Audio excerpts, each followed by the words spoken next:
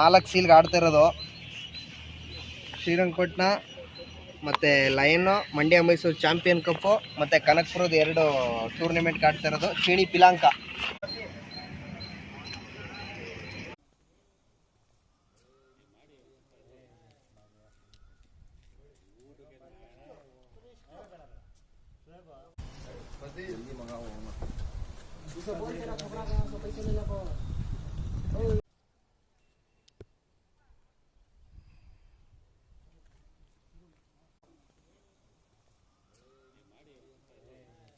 Mannath ದಾಬಡಿ Mandya ಇವರಕ್ಕೆ 8 over ಪಾಸಾಗಿ ಆಡ್ತಿರೋ video ಇದು. ದಾಬಡಿ ಗುತ್ಲೂ road Mandya ಇವರಕ್ಕೆ finishing ಮಾಡಿದೆ.